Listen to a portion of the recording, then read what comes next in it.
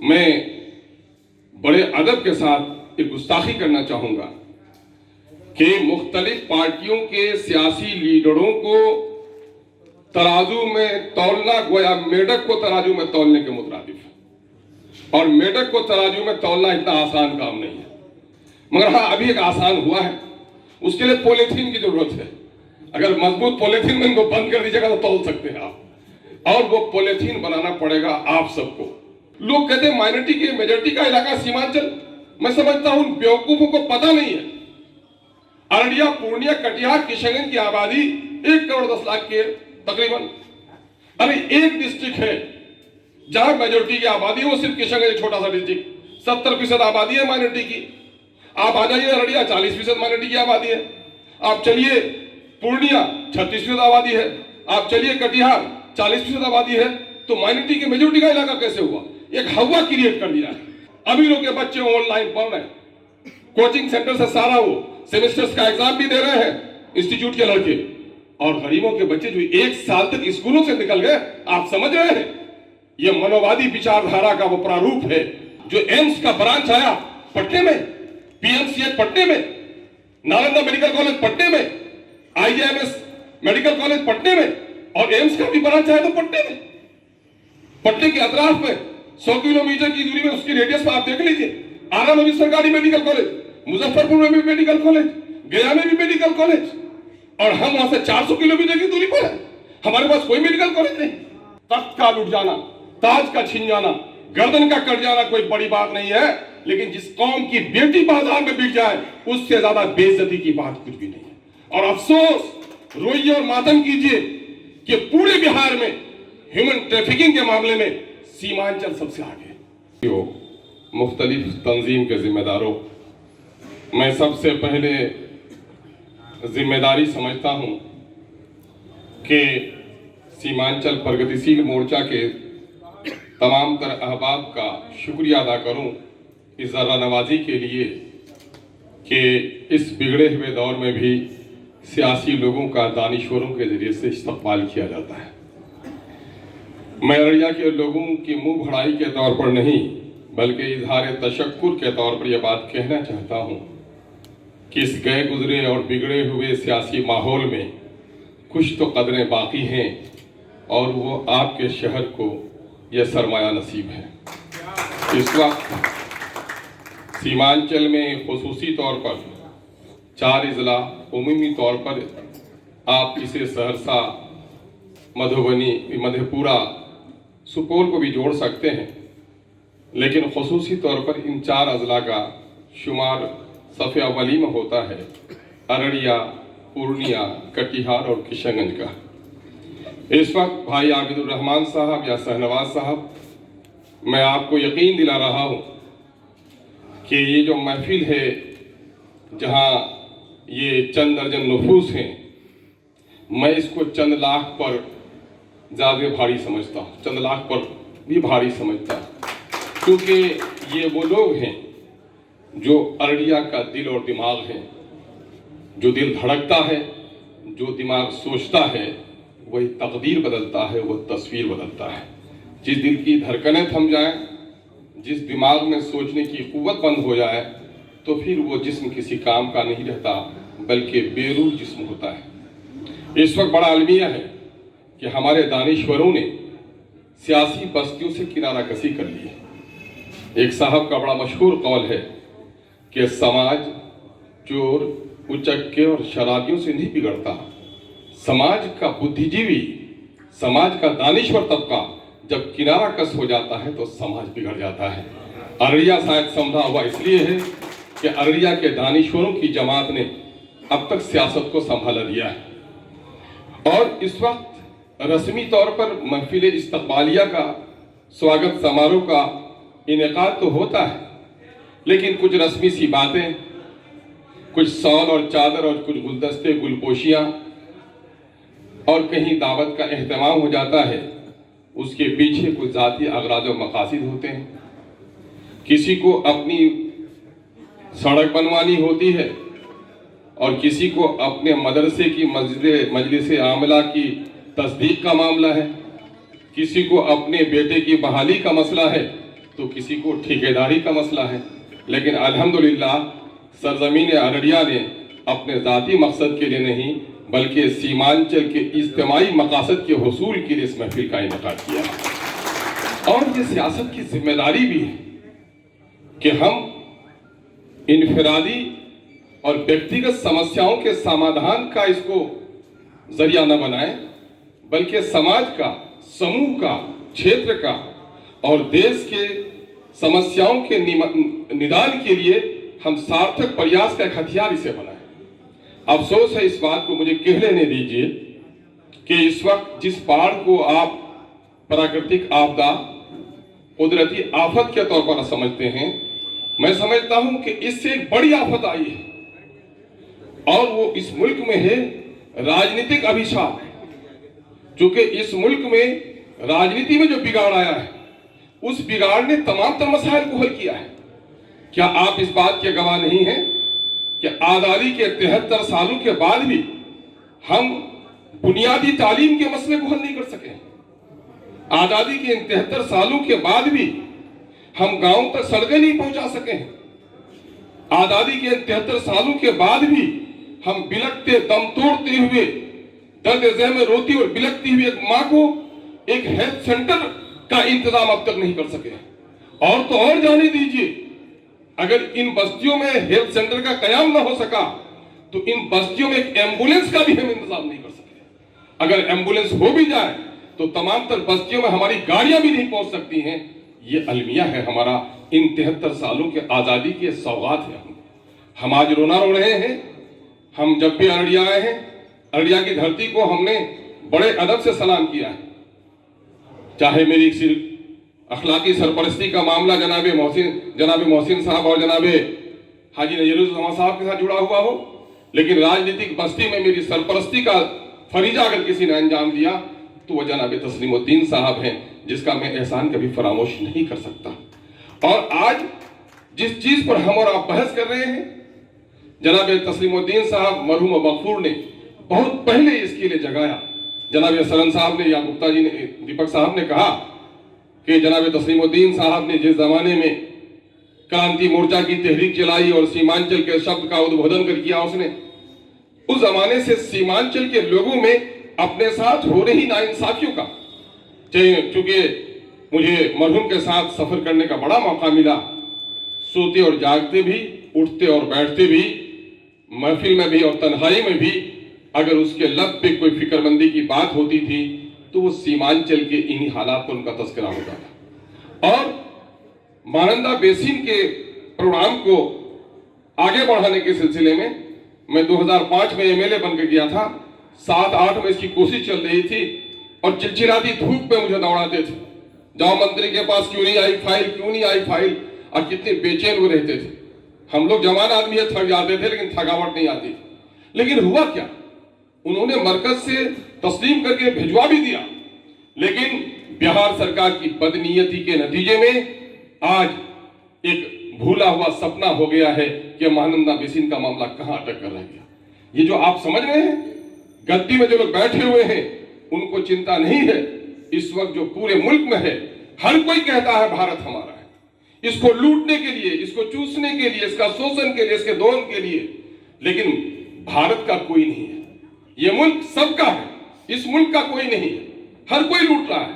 और इस वक्त आप देखेंगे जातिवाद, क्षेत्रवाद और भाषावाद में हमारे पत्रकार बंधु हैं तो लिख सकते हैं ये कि आज राष्ट्रवाद का नारा दब कर रह गया है।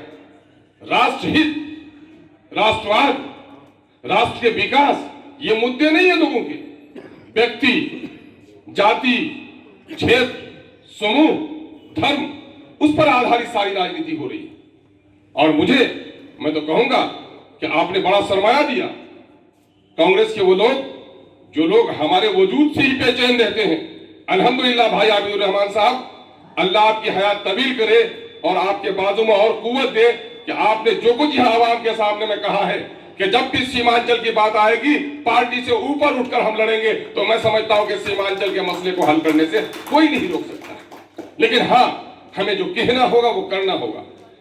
इस वक्त जनाब नजरुज़्ज़मा साहब ने हम लोगों पर एक हुक्म जारी किया है कि आप सभी विधायक लोग मिलकर एक कोई संगठन बनाए, समूह बनाए, साझा कार्यक्रम तय करें। मैं बड़े अदब के साथ एक गुस्ताखी करना चाहूंगा कि मुख्तलिफ पार्टियों के सियासी लीडरों को तराजू में तौलना गोया मेढक को तराजू में तौलने के मुतरादिफ है, और मेढक को तराजू में तौलना इतना आसान काम नहीं है। मगर हाँ, अभी एक आसान हुआ है, उसके लिए पॉलीथीन की जरूरत है। अगर मजबूत पॉलीथीन में इनको बंद कर दीजिएगा तो तौल सकते हैं आप, और वो पॉलीथीन बनाना पड़ेगा आप सबको। हम चाहेंगे कि हमारे बुद्धिजीवी जो एक्सपर्ट्स की टीम है, जिन लोगों को सैलाब के बारे में तजुर्बा रहा है, और जो लोग इसके खिलाफ निदान चाहते हैं, ऐसे लोगों को लेकर एक साझा कार्यक्रम बने। और जाहिर है एक लॉन्ग टाइम प्लान का हिस्सा है ये, कोई शॉर्ट टाइम प्रोग्राम नहीं है, कोई बांध नहीं बांधना है जो तारीख चलाकर। वाटर रिसोर्स मिनिस्ट्री से लेकर के जो ट्रिब्यूनल के डिफरेंट ट्रिब्यूनल के लोग हैं, उनको सबको साझा करके ये काम करने की जरूरत है। उसमें रोड कंस्ट्रक्शन का मामला है, पुल का मामला है, वाटर रिसोर्स के लोग हैं, एक बृहद मंसूबा बनाने की जरूरत है। और वो इस वक्त बिहार सरकार को दिया जाए जो तरीका है, और एक समय सीमा हो। और मैं समझता हूं एक रस्मी सी बात होगी मंत्री को और मुख्यमंत्री को और गवर्नर को देना, लेकिन असल समस्या का समाधान आपके सड़कों पर होना है। और उसके लिए अगर सीमांचल डेवलपमेंट का जो खाका हमारे सामने में है, जिसकी वकालत अभी अजीजी एडवोकेट आदिल हसन ने की है, कि यही वजह है कि सीमांचल के इन तमाम तर मुद्दों पर जब हम लोग समाजी इंसाफ फ्रंट के बैनर तले भी जनाबे अलहाज नज़ीरुज़्ज़मा साहब की सरपरस्ती में यहाँ जलसा किया था, उस वक्त भी सीमांचल के मुद्दों पर तस्करा हुआ था। और तस्करे हमारे हो रहे हैं, अच्छी बात है। इस किस्म के तस्करे को मैं फजूल नहीं समझता हूं। जब कोई चर्चा हो तब तो ही बात आगे बढ़ेगी ना। तो कम के बात हुई है कि पिछले कई सालों से सीमांचल के साथ हो रही मुसलसल नाइंसाफियों का चर्चा पक्ष और विपक्ष सब कर रहा है, ये अच्छी बात है।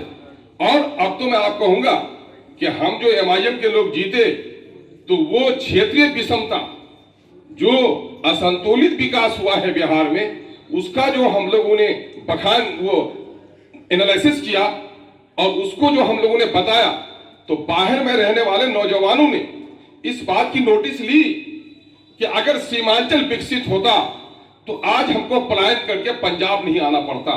मां मरती है गांव में, बेटा कंधा नहीं दे सकता, बीवी मरती है, शौहर कंधा नहीं दे सकता। ऐसे हालात में हमें, तो ये हमारे कम से कम अनपढ़ पलायन वाले मजदूरों के समझ में बात आ गई है। हम चाहते हैं कि हमारे यहाँ के बुद्धिजीवी, पढ़े लिखे लोग, राजनीतिक और समाजी क्षेत्र से सरोकार रखने वाले लोग मिलकर बैठे। कम से कम इन 4 डिस्ट्रिक्ट का सुपौल और सहरसा आपसे अब आगे बढ़ चुका है, ये बात आपको जानने की जरूरत है। जिस मधेपुरा की तालीमी हैसियत बहुत कमजोर थी, उन्होंने कुछ प्रयास किए और प्रयास को सार्थक समर्थन मिला। चूंकि इस वक्त दिल्ली और पटने में जो लोग बैठे हुए हैं, उसके दरमियान में लोग खटकते हैं। लोग कहते हैं माइनॉरिटी की मेजॉरिटी का इलाका सीमांचल। मैं समझता हूं बेवकूफों को पता नहीं है, अररिया, पूर्णिया, कटिहार, किशनगंज की आबादी 1 करोड़ 10 लाख की है तकरीबन। अरे एक डिस्ट्रिक्ट है जहां मेजॉरिटी की आबादी है, वो सिर्फ किशनगंज, छोटा सा डिस्ट्रिक्ट, 70% आबादी है माइनॉरिटी की। आप आ जाइए अररिया, 40% माइनॉरिटी की आबादी है। आप चलिए पूर्णिया, 36% आबादी है। आप चलिए कटिहार, 40% आबादी है। तो माइनॉरिटी की मेजॉरिटी का इलाका कैसे हुआ? एक हवा क्रिएट कर दिया है। इसके वजह से जो नॉन माइनॉरिटी हमारे हैं, जो पिछड़े हैं, जो दलित हैं, उनका भी विनाश हो रहा है। इसलिए जो परसेप्शन है कि अररिया, पूर्णिया, कटिहार एकदम बिल्कुल माइनॉरिटी का इलाका है, ये बेईमान लोग इसकी वजह से हमारे दलित और पिछड़ों का भी विकास होने नहीं दे रहे हैं, और हमारे साथ गेहूं के साथ बेचारा खून भी पिस रहा है। इसलिए तमाम तर अलग अलग वर्गों के लोगों को एक समूह बनाया जाए, एक एक्शन कमेटी हो और एक कोई प्लान बने, और उसके लिए हम लोगों को हुक्म दिया जाए कि तुम सब आओ, झंडा समेट कर आओ सबसे पहले। चूंकि मुझे और नेता को तो के साथ इफ एंड बट हो सकता है, चूंकि सब लोग आबिद भाई की तरह नहीं हैं कि अपने नेतृत्व के पूछे बगैर भी ये ऐलान कर दें। आप देखेंगे उसमें बेशतर लोग ऐसे हैं जो लोग बात आपसे करेंगे लेकिन टकटकी बांधकर अपने नेता की तरफ देखेंगे कि सीमांचल के लिए बोलने की इजाजत है कि नहीं है, तो वो जल्दी बोल नहीं पाएंगे। आप ये हालात बनाइए कि पार्टियां तुम्हारे गले में 3-3 भी टिकट बांध देंगी। अगर जनता ने वोट नहीं दिया तो किसी के अगले की मजाल नहीं है कि तुम्हें जिता सकता है। इसलिए जो जनता की हित की बात करेगा, जनता की प्रतिनिधित्व तो वही करेगा। ये नारा आपके दरमियान से उठना चाहिए। एमआईएम जिनका एजेंडा ही है आर्टिकल 371, आर्टिकल 371 इसी के लिए है कि इन 73 सालों से जो नाइंसाफी हुई है, हम सीमावर्ती हैं, सैलाब से हम परेशान हैं और हम सारा जो क्राइटेरिया है उसका हम पूरा करते हैं। आज अगर कच्छ का क्षेत्र हो, हैदराबाद जोन हो, जो कर्नाटका का, या जो यहीं पर आसाम के इलाके में देख लीजिए, कल वेस्ट बंगाल में देख लीजिए, जो स्पेशल डेवलपमेंट जोन उसने बनाए हैं, वो अहर्ता पूरे तौर पर सीमांचल पूरा करता है। हम यूनिवर्सिटी का ऐलान सुनकर खुश हो जाते हैं, हम यूनिवर्सिटी का ऐलान सुनकर खुश नहीं होना चाहते हैं। दवाखाने में दवा रहे और मेरी तड़पती माँ के मुंह में दवा न डाली जाए तो ऐसे दवाखानों को बंद कर देना चाहिए। हम यूनिवर्सिटी का नाम नहीं सुनना चाहते हैं, हम अपने कॉलेजों में टीचर देखना चाहते हैं। हम वजीर तालीम को गुलदस्ता पेश नहीं करना चाहते हैं जब तक हमारे स्कूलों में टीचर। आप जायजा ले लीजिए, जितने भी मिडिल स्कूल को अपग्रेड किया गया है उसमें प्राइमरी स्कूल का टीचर है और वो क्लास 10 के बच्चों को सर्टिफिकेट देता है। क्या ये इंसाफ है? कॉलेज आज से पीछे, आज दौर हम बेसिक एजुकेशन की बात करने हैं और आज जमाना एक्सीलेंसी का है। इस कोरोना में, कोरोना है लेकिन कोरोना के बहाने गरीब और दलितों के बच्चों को सोशल डिस्टेंसिंग का जो इंतजाम किया गया, क्या मिडिल स्कूल में अगर 6 क्लास तक या 7 क्लास तक पढ़ाई होती है, अगर कह दिया जाता कि सप्ताह के 7 दिन में 7 वर्ग के बच्चे आएंगे और सोशल डिस्टेंसिंग के साथ उनको बैठाया जाएगा, तो बस हफ्ते दिन में तो एक बार पढ़ता गरीब का बच्चा। 2-2 शिफ्ट कर दिया जाता कि 2-2 वर्ग के बच्चे आएंगे, पूरे स्कूल के 7 कमरों में 2 वर्ग के बच्चों को सोशल डिस्टेंसिंग को मेंटेन करके बैठाया जाएगा। कुछ तो गरीब के बच्चे पढ़ पाते, अमीरों के बच्चे ऑनलाइन पढ़ रहे हैं, कोचिंग सेंटर से सारा वो सेमेस्टर्स का एग्जाम भी दे रहे हैं इंस्टीट्यूट के लड़के, और गरीबों के बच्चे जो 1 साल तक स्कूलों से निकल गए। आप समझ रहे हैं ये मनोवादी विचारधारा का वो प्रारूप है कि गरीबों के, अनपढ़ों के राजनीतिक प्रोग्राम हो जाएंगे।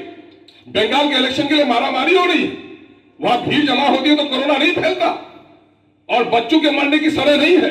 अभी मुंगेर से बात एक सामने में आई है, अभी कोई वो तहकीक का मसला है, लेकिन आप देखेंगे जो डेथ रेट है वो बच्चों का नहीं है। लेकिन बच्चों की तालीम क्यों बंद रही, या फिर बच्चों के तालीम की वैकल्पिक व्यवस्था क्यों नहीं की गई? क्या जो बच्चे स्कूल में भीड़ नहीं लगाए, क्या बाजारों में भीड़ नहीं लगा, क्या गलियों में वो खेलते रहे बच्चे समूह में, क्या भीड़ नहीं हुआ वहां पर? तो आप देखें, आपको हर तरफ से साजिश की जा रही है। अभी आपने देखा कि जलवायु की खराबी की वजह से, पॉल्यूशन की वजह से, केमिकल्स जो डाले जा रहे हैं आपके खान पान के सामान में, बीमारों की संख्या, फिर यहाँ पर आर्सेनिक वगैरह की पानी में ज्यादा मिकदार है, उसके नतीजे में आप देखेंगे किडनी स्टोन का मसला हो, चाहे सरदान कैंसर का मसला हो, ट्यूबरक्लोसिस का मसला हो, पेट का रोग हो, आप देखेंगे कि जितने भी महल खड़े हो रहे हैं डॉक्टरों के पूर्णिया में, वो गरीबों के खून और गोश्त और उनके कलीजे पे ये दालान खड़े किए जा रहे हैं।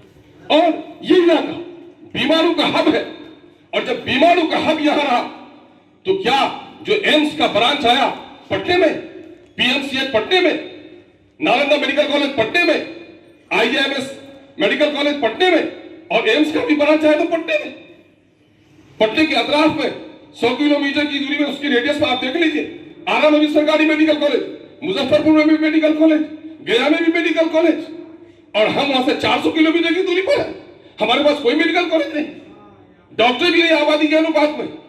कल में था दिशा की बैठक में, जो निगरानी समिति की बैठक होती है पूर्णिया में, मैं आपको बताऊं, मैंने कहा सीएससी के कितने डॉक्टर हैं आपके यहाँ, तो पता चला कि एमबीबीएस डॉक्टर 200 हैं, स्पेशलिस्ट कितने हैं, 33 हैं।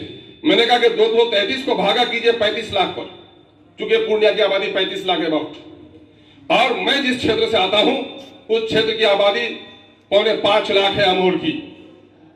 जब भागा किया तो पता चला कि उस एतबार से मेरे अमोर में 30 डॉक्टर होने चाहिए, और जानते हैं कितने हैं? 10 डॉक्टर हैं, वो भी 7 दिन में वो नहीं रहते। ये नाइंसाफी है। जो क्षेत्र प्रभावित है बाढ़ से वहां अतिरिक्त डॉक्टर की पोस्टिंग होनी चाहिए। लेकिन देखेंगे एम्स का दूसरा ब्रांच आया, लॉबिंग हो रही है। आपका एमएलए का क्या मामला होता है? आपका एमएलए जीते हैं कैसे वो दर्द 2 साल तक, और जीतेंगे कैसे फिक्र 3 साल तक। और नतीजा ये होता है कि वो रूठे को मनाने में लग जाता है। शादी में नहीं गए तो इलेक्शन खराब हो गया, क्रिकेट में नहीं गए तो इलेक्शन खराब हो गया, जलसे में नहीं गए तो आहो बदुआ लग जाएगी, आप अगर वहां इस्तेजाम में नहीं गए तो वहां अभिशाप लग जाएगा। नतीजा ये होता है वो बेचारा इसी में घुल कर रह जाता है। हमारे लोकतंत्र की एक बड़ी कमजोरी यही है कि वोटर्स को अब तक जागरूक नहीं किया गया कि जनप्रतिनिधियों से कौन सा काम लेना है उनको। जब जनप्रतिनिधि की जरूरत आज के दिन में है ईमानदाराना, पट्टे में सोने के लिए नहीं, अगर काम करना चाहे सड़क, पुल, पुलिया, स्कूल, हॉस्पिटल और ये जो विषमता रह गई है आपकी, इसको दूर करने के लिए तो मुंशी के तौर पर जाकर वहां पर मंत्रालय में और सेक्रेटरीट में पैरवी करने की जरूरत है। लेकिन आप तो हम तो उसी को सर्टिफिकेट देते हैं कि बेटी को ब्याह भी देते हैं कुछ लोग और ससुराल जाने भी नहीं देना चाहते हैं, बोलते विधायक बड़ा अच्छा है। अरे साहब, हयात मौत कहां नहीं बेचारा, पट्टा उट्टा नहीं जाता है, हमेशा समाज से जुड़ा हुआ। ये अगर आपका विचार होगा तो आपके समाज को फायदा नहीं मिल पाएगा। आपको तय करना होगा, अगर कमेटी के दिनों में, अगर वो सेशन के दिनों में अगर जलसे में आता है तो उसे कहो कि अपना फर्ज अदा करो, नवाफिल का एहतमाम मत करो, पहले फर्ज की अदायगी करो। तुम्हारा काम असेंबली में है, तुम यहां क्या करता है? वो क्रिकेट के मैदान में तुझे कहो तुमको यहां खेलने के लिए नहीं, तुमको असेंबली में भेजे, असेंबली में जाओ और असेंबली में क्या किए हो हिसाब लेंगे। जनता की अदालत, जन अदालत होनी चाहिए हर एक विधानसभा में कि इस विधानसभा में 25 दिन का जो विधानसभा हुआ उसमें कितने मुद्दे आपने उठाए, उन मुद्दों का क्या हल हुआ। अगर नहीं हल हुआ तो उस पार्टी से पूछिए, उस पार्टी ने उस पर क्या जिम्मेदारी अदा की। अभी आपको सुनकर अफसोस होगा कि अमोल पैसा में 2016 से लेकर अब तक जो बाढ़ पीड़ित हैं, बाढ़ पीड़ितों को अब तक कोई सरकारी आपदा नियमावली के मुताबिक कोई रकम नहीं मिल पाई। चूंकि वो मामला सब जगह का है, स्पेशली मैं वहीं के नहीं, चूंकि वो अररिया का भी है, अररिया का भी हो तो उस पर तवज्जो देने की जरूरत है। मैं जिस क्षेत्र से नुमाइंदगी कर रहा हूं, लगभग 700 से 800 लोग विस्थापित परिवार जिनका मकान नदी में चला गया। आपदा नियमावली जो केंद्र और राज्य की है उसमें यह है कि झोपड़ी के लिए 4000, कच्चे मकान के लिए भी एक रकम है, पक्के मकान अगर वो हो गया 1 लाख से ज्यादा है, गुहाल घर के लिए भी है, बकरी मरे तो 3000, गाय बह जाए तो 30,000। लेकिन अफसोस कि मुख्यमंत्री ये हमारे कहते हैं और ये नैतिक शब्द भी है कि साहब सरकारी राजकोष पर सबसे पहला हक आपदा पीड़ितों का है। कथन शब्द कितना सुंदर है, लेकिन क्या मुख्यमंत्री को पता है कि 2016 से जो बाढ़ प्रभावित हैं उनको आज तक आपदा नियमावली के अनुसार कोई राहत नहीं दी गई है। और नतीजा हुआ, कल मैंने वहां मीटिंग उठाई और डीएम ने संज्ञान लिया कि मैं इसको जल्दी ही दिलवा दूंगा।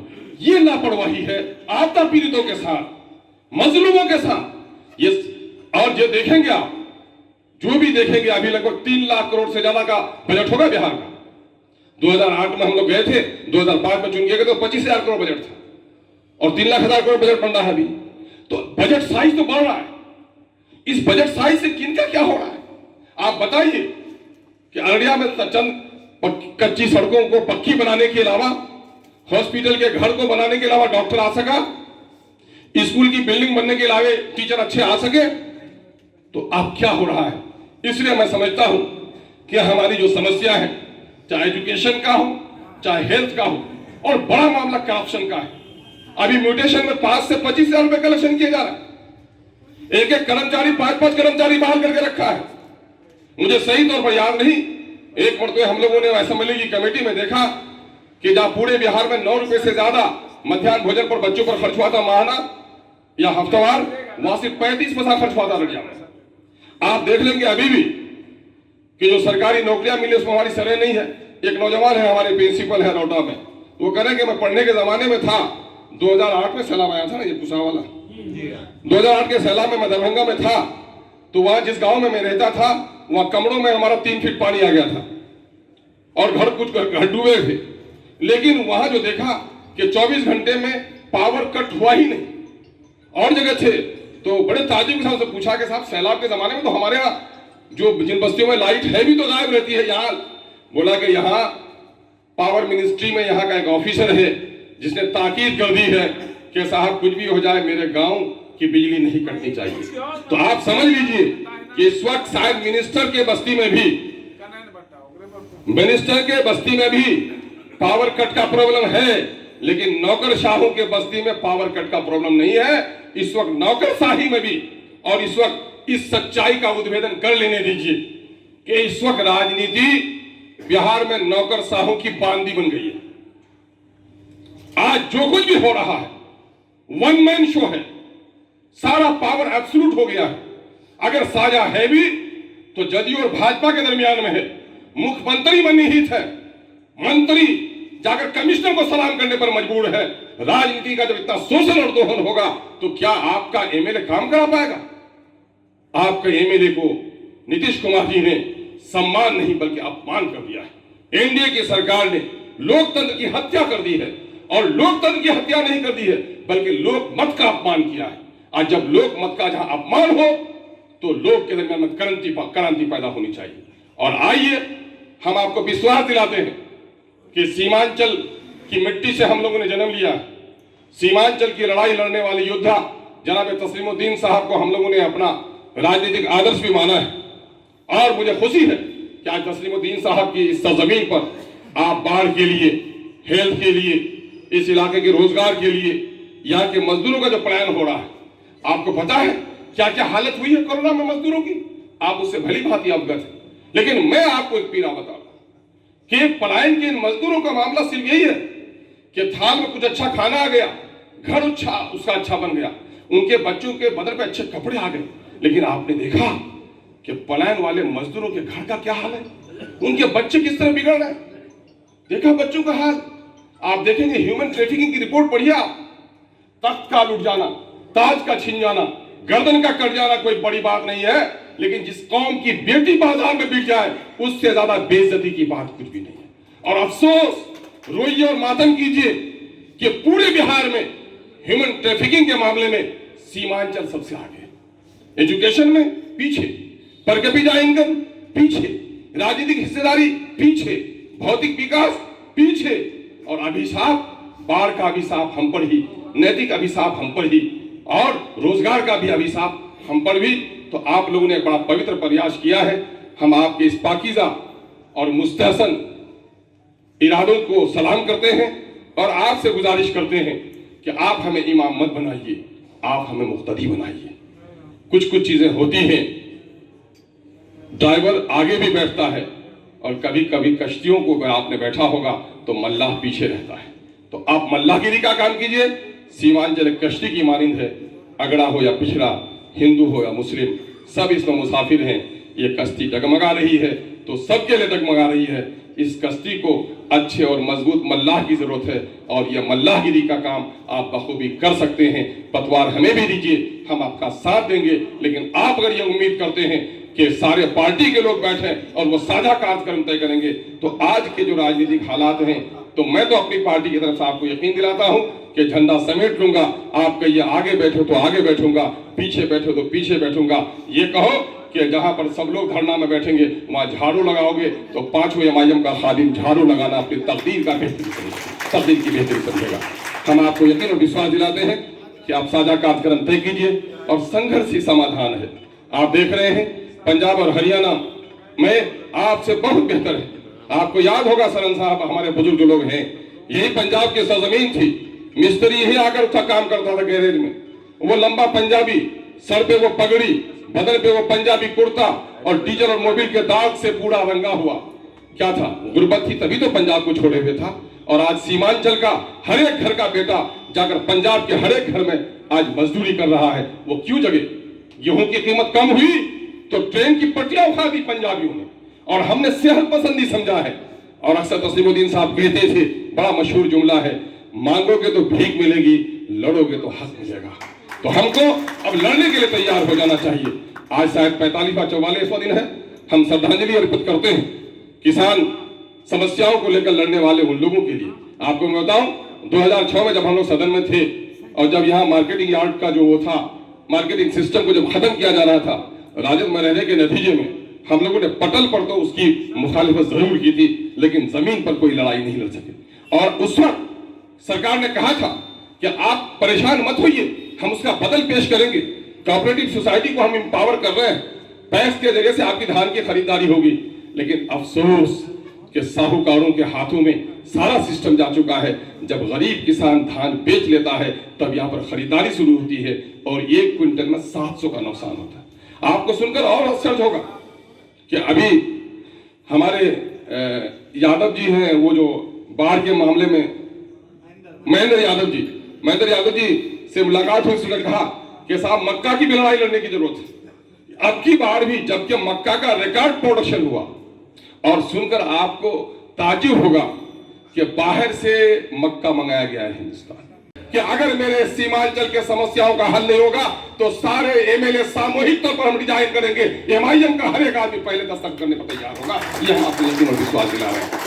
आइए, हम अपनी पार्टी की जानिब से हम सिर्फ जोश और जज्बे की बात नहीं करते। मुझे लोग कहते हैं कि अब्दुल ईमान तुम अच्छा बोल लेते हो। मैंने कहा नहीं, मैं अच्छा नहीं बोलता। किसी भी बस्ती में जाओ, गीत और संगीत हो तो सुनोगे या न सुनोगे, लेकिन अगर रोने की आवाज किसी झोपड़ी से आए तो जरूर कान खड़ा हो जाता है। अब्दुल ईमान संगीत नहीं बल्कि किसी मुसीबत ज़दा के रोने की आवाज है। शायद यही वजह है कि आपके दिल को मेरी बात अच्छी लगती है। आइए, हम और आप मिलकर इस लड़ाई को आगे बढ़ाएं। आप लोगों ने बड़ी इज्जत बख्शी है, बड़ा हौसला बख्शा है। मैं समझता हूं ये रहनुमाई अगर हमारी हासिल है, बल्कि मैं ये कहूंगा आप उठिए और किशनगंज के हमारे बुद्धिजीवियों को जोड़िए। आप उठिए, हमारे अररिया के शहर में रहने वाले बुद्धिजीवियों को जोड़िए। आप उठिए और यहीं से चलिए कटिहार के बुद्धिजीवियों को जोड़िए। चारों शहर में रहने वाले लोगों को सिर्फ जोड़ दीजिएगा तो मैं समझता हूं कि हमारी लड़ाई कामयाब हो जाएगी। सड़क पर मजबूती से हम लड़ाई लड़ सकते हैं। बहुत बहुत शुक्रिया। ईश्वर करे कि सीमांचल प्रगतिशील मोर्चा ने जिस काम का आगाज किया है, सीमांचल को प्रगति के मार्ग पर पहुंचाने में इनका प्रयास सफल भी हो। बहुत बहुत शुक्रिया। अस्सलाम वालेकुम। आदाब।